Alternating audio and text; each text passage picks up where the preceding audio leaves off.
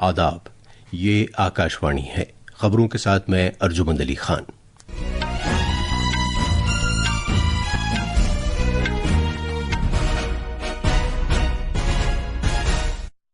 मरकजी वजीर अश्विनी वैष्णव ने कहा है कि भारत दुनिया में दूसरा सबसे बड़ा 5G मार्केट बन गया है।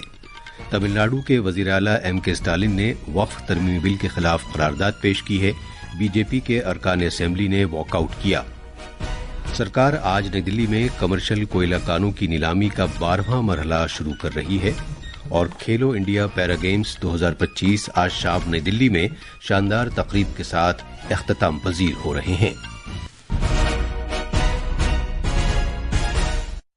अब खबरें तफसील से। इलेक्ट्रॉनिक्स और आईटी महकमे के वजीर अश्विनी वैष्णव ने इस बात को उजागर किया है कि भारत आज दुनिया में दूसरा सबसे बड़ा 5G मार्केट बन गया है। आज नई दिल्ली में एक प्रोग्राम में इजहार ख्याल करते हुए वजीर मौसूफ ने जोर देकर कहा कि सरकार की जानिब से खास तवज्जो दिए जाने के तनाजुर में मुख्तलिफ शोबों में बड़ी तब्दीली आ रही है।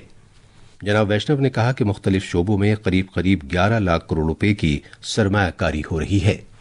Today we are the second largest 5G country in the world. Today our railways is becoming the second largest carrier at 1.6 billion tons this year. Highway network is among the largest in the world. Ports are growing at a pace which was unheard of. We have doubled the number of medical colleges in the 10 years. We have doubled the number of IITs in the 10 years. That's the pace at which things have changed in the last 10 years. जनाब वैष्णव ने जोर देकर कहा कि भारतीय railways इस साल बाल बर्दारी के मामले में दूसरा सबसे बड़ा वसीला साबित हो रहा है और ये 1 अरब 60 करोड़ टन तक पहुंच गई है। इसके अलावा बंदरगाहों को भी तेज रफ्तार के साथ फरोग मिल रहा है। वजीर मौसूफ ने कहा कि 10 साल पहले मुल्क में इलेक्ट्रॉनिक मैन्युफैक्चरिंग ना के बराबर थी, लेकिन आज ये चोटी की बरामदी अशिया और सामान में शामिल है। जनाब अश्विनी वैष्णव ने कहा कि तरक्की पजीर मुल्कों के साथ साथ अमीर ममालिक भी अदायगी से मुताल्लिक भारत के UPI निज़ाम को इख्तियार करने के ख्वाहिशमंद हैं। वजीर मौसूफ ने ऐलान किया कि इस साल भारत पहली मेड इन इंडिया चिप लाने का इरादा रखता है। तमिलनाडु असेंबली ने एक करारदाद मंजूर की है जिसमें मरकजी सरकार पर जोर दिया गया है कि वो मुजव्वज़ा वक्फ तरमीमी बिल को वापस ले। असेंबली में मुतल्लिका बिल पेश करते हुए तमिलनाडु के वजीर आला M.K. स्टालिन ने कहा कि मरकज का वक्फ बिल आईन में दर्ज बुनियादी हुकूक के मुनाफी है और वक्फ बोर्ड के इख्तियारात को कम करने की कोशिश की गई है। जनाब M.K. स्टालिन की पेश करदा तहरीक में कहा गया था कि किसी भी मुंतखबा सरकार को अक़लियतों के हुकूक के तहफ़्फ़ुज़ के लिए काम करना चाहिए और उन्हें कभी भी खतरे में नहीं डालना चाहिए। बड़ी अपोजिशन ऑल इंडिया अन्ना DMK और PMK पार्टियों की हिमायत से मज़कूरा बिल को असेंबली में मंजूर कर लिया गया।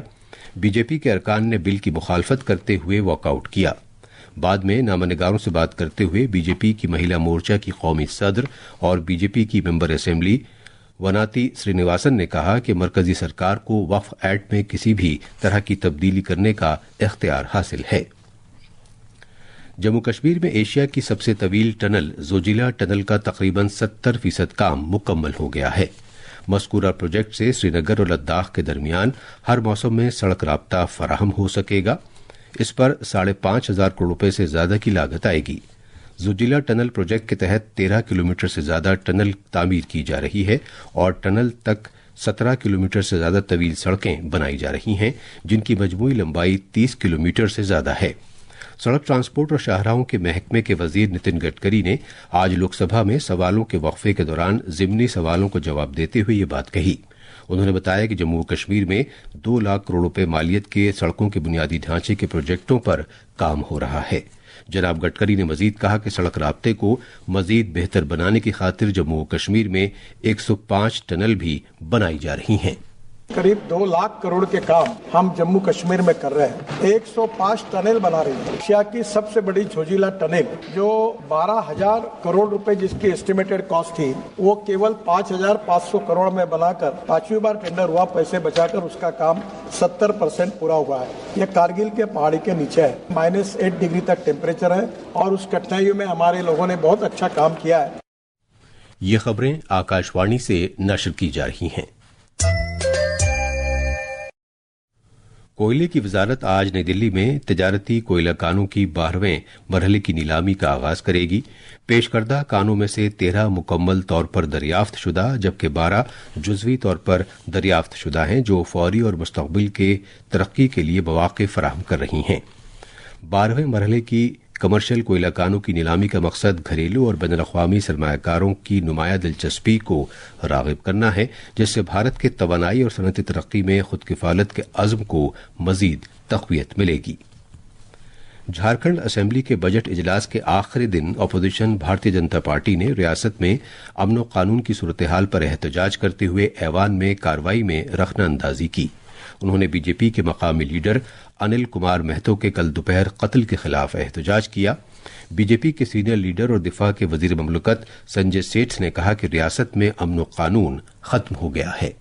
यहाँ कोई राजनीतिक सुरक्षित नहीं, सामाजिक कार्यकर्ता सुरक्षित नहीं, व्यापारी सुरक्षित, आम लोग नहीं सुरक्षित हैं। तो उसकी जिम्मेदारी हम सब कार्यकर्ताओं की है। तभी कुंभकर्णी नींद में सोने वाली इस सरकार जंगल राज 2 जिसमें अपराध कर्मियों का हौसला बढ़ा हुआ, तभी हम सब सड़क से लेकर सदन तक विरोध होगा। तब तक चुप नहीं बैठेंगे जब तक रांची से अपराध मुक्त नहीं हो जाते। एजेएसयू पार्टी के मरकजी सदर सुदेश महतू ने भी हुकूमत पर तनकीद की। उन्होंने कहा कि हुकूमत की जानिब से कार्रवाई न किए जाने से मुजरिमाना अनासर को रियासत में खुली छूट मिली हुई है। आज विधानसभा चल रहा है। राज्य के मुखिया से लेकर लॉ एंड ऑर्डर के सारे लोग आज इसी मुख्यालय रांची में हैं और रांची में इस कदर अपराध का लेवल आप देख सकते हो, सोच सकते हो। इस राज्य ने एक बेटा खोया है, जमीन फिक्स से लाल हुई है और पता नहीं हुकूमत करने वालों की चिंता कहाँ है और किस ओर है। हम संघर्ष करेंगे। दिफाई तहकीक तरक्की की तंजीम DRDO और भारतीय बहरिया ने ओडिशा के साहिल के नजदीक चांदीपुर में मरबूत तिजारती मकाम से मुल्क में ही तैयार किए गए कम दूरी के जमीन से फिजा में वार करने वाले मिसाइल की कामयाब आजमाइश की। इस तजुर्बे में जमीन पर वर्टिकल लॉन्चर से फिजा में कम ऊंचाई पर बहुत करीब से एक तेज रफ्तार मिसाइल को निशाना बनाया गया। आजमाइश के दौरान इसे पूरी तरह तहस नहस कर दिया गया। जम्मू कश्मीर के कठुआ जिले में आज दहशतगर्दों और सिक्योरिटी दस्तों के दरमियान एक बार फिर तसादुम हुआ, जहां गुज़श्ता 4 रोज से बड़े पैमाने पर दहशतगर्दों के खिलाफ कार्रवाई का सिलसिला जारी है। आज सुबह घाटी जुठाना इलाके के राजबाग में गोलीबारी उस वक्त शुरू हुई जब सिक्योरिटी दस्तों ने दहशतगर्दों को देखा। बिहार में एनफोर्समेंट डायरेक्टरेट आमदनी से ज्यादा असासों और बदउनवानी के केसों के सिलसिले में पटना में IAS अफसर संजीव हंस के कई ठिकानों पर छापे मारने की कार्रवाई अंजाम दे रही है। वो बिहार में तवानाई महकमे में सेक्रेटरी के ओहदे पर काम कर चुके हैं। भारत ने चाय की आलमी सनत में एक अहम संग मील हासिल किया है और 2024 में वो श्रीलंका को पीछे छोड़ते हुए दुनिया का दूसरा सबसे बड़ा चाय बरामद करने वाला मुल्क बन गया है। भारत के चाय बोर्ड की जानिब से तैयार किए गए आददोशुमार के मुताबिक मुल्क ने गुज़श्ता बरस 255 मिलियन किलोग्राम चाय बरामद की। खेलो इंडिया पैरा गेम्स 2025 आज शाम एक शानदार तकरीब के साथ इख्तिताम पजीर होंगे। स्पोर्ट्स अथॉरिटी ऑफ इंडिया के ज़ेर एहतमाम होने वाली इस तकरीब में खेल और नौजवानों के उमूर की वजीर ममलकत रक्षा निखिल खड़से शिरकत करेंगी। खेलो इंडिया मिशन पहल के तहत मुनक्किदा पैरा गेम्स ने होनहार एथलीट्स को अपने जौहर दिखाने का एक प्लेटफॉर्म फराहम किया। 8 दिन तक चली इस चैंपियनशिप के दौरान 1300 से ज्यादा एथलीट्स ने खेलकूद के 6 मुकाबलों में हिस्सा लिया। IPL T20 क्रिकेट में आज लखनऊ सुपर जायंट्स का मुकाबला सनराइजर्स हैदराबाद से होगा। यह मैच शाम 7:30 बजे से हैदराबाद में खेला जाएगा। वहीं कल IPL में कोलकाता नाइट राइडर्स ने राजस्थान रॉयल्स को 8 विकेट से हराया था। आखिर में खास खबरें एक बार फिर। मरकजी वजीर अश्विनी वैष्णव ने कहा है कि भारत दुनिया में दूसरा सबसे बड़ा 5G मार्केट बन गया है। तमिलनाडु के वजीर आला M.K. स्टालिन ने वक्फ तरमीमी बिल के खिलाफ करारदाद पेश की है। बीजेपी के अरकान असेंबली ने वॉकआउट किया। सरकार आज नई दिल्ली में कमर्शियल कोयला कानून की नीलामी का 12वां मरहला शुरू कर रही है। और खेलो इंडिया पैरा गेम्स 2025 आज शाम नई दिल्ली में शानदार तकरीब के साथ इख्तिताम पजीर हो रहे हैं। इसके साथ ही खबरों का ये बुलेटिन खत्म हुआ।